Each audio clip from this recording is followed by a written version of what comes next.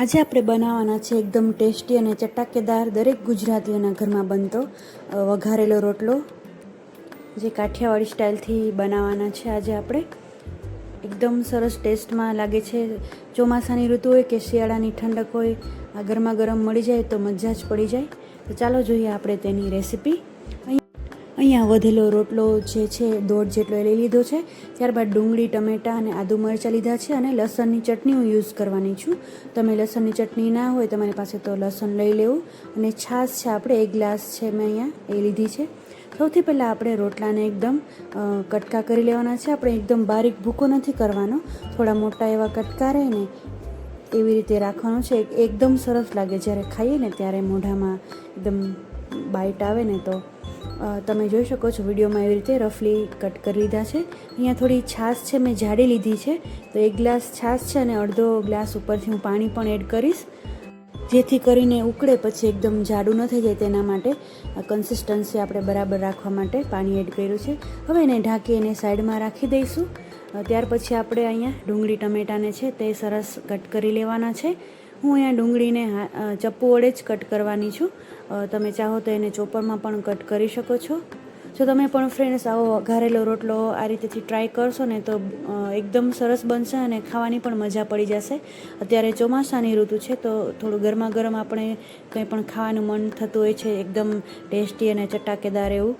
તો તમે આ રોટલો બનાવીને ટ્રાય કરી શકો છો. જો બચી જાય તમારે રોટલો બાજરાનો કે જુવારના રોટલામાં પણ તમે સેમ આ પ્રોસેસથી બનાવો ને તો એ પણ એકદમ સરસ બને.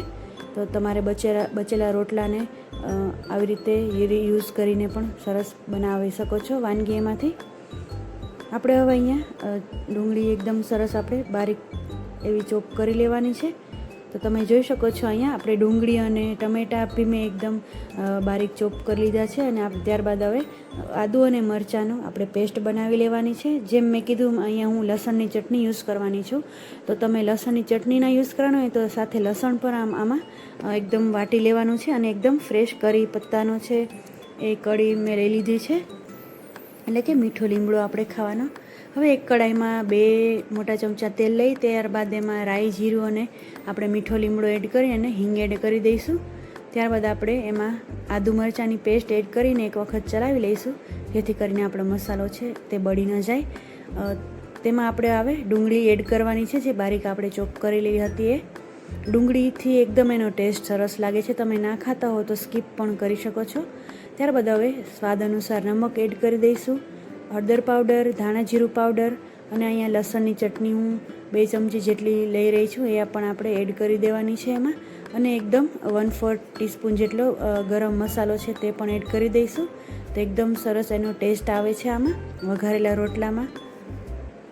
અમારા ઘરમાં બધાને એકદમ આ વઘારેલો રોટલો હોય કે ઇવન રોટલી પણ બચી જાય ને તો તમે એને બનાવી શકો છો. આમાં હવે આપણે ટમેટાં પણ એડ કરી દઈશું. વઘારેલી રોટલીનો વિડીયો પણ મારા ચેનલમાં આપેલો જ છે, તમે વિઝિટ કરો અને ચોક્કસથી એને પણ જોજો. તો બધું આપણે એકદમ સરસ મિક્સ કરી દઈશું, જેથી કરીને મસાલા અને આપણે ડુંગળી ટમેટાં સરસ કોટ થઈ જાય. અને ઢાંકીને 1 થી 2 મિનિટ જેટલું એને પકાવવા દઈશું. એકદમ તેલ છૂટું પડે ને ત્યાં સુધી આપણે એને પકાવવા દેવાનું છે. ત્યારબાદ આપણે ચલાવી લઈશું અને આપણે પલાળેલો રોટલો જે છે છાશમાં એ એડ કરી દેવાનો છે. ઘણા લોકો છાશનો વઘાર કરે છે ને પછી ઉપરથી પણ રોટલો એડ કરે છે, તો એવી રીતે પણ ચાલે. પણ જો તમે આવી રીતે છાશમાં પલાળી દેશો ને રોટલો તો એકદમ એ સોફ્ટ થઈ જશે અને એકદમ ઉકળવામાં પણ વધારે વાર નહીં લાગે, કેમ કે ઓલરેડી એકદમ સોફ્ટ થઈ ગયો હશે. તો આપણે અહીંયા હવે એને ઉકળવા દેવાનું છે. 3 થી 4 મિનિટ માટે આપણે એને ઉકળવા માટે રાખી દઈશું.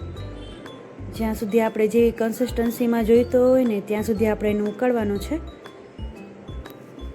તો અહીંયા લો ટુ હાઈ ફ્લેમમાં આપણે એને ઉકાળવાનું છે, જેથી કરીને એકદમ સરસ ઉકળી જાય આપણો રોટલો છે તે.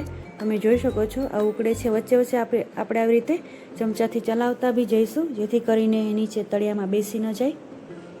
તો ઘણો ખરો આપણો એવું છાશનો ભાગ છે બળી ગયો છે અને આપણો એવો સરસ એકદમ રોટલો વઘારેલો ઓલમોસ્ટ રેડી છે. હજી થોડું અહીંયા અડધો મિનિટ જેટલું ઉકળા દઈશ, પછી હું તમને બતાવીશ કેવો આપણો બનીને રેડી થયો છે રોટલો.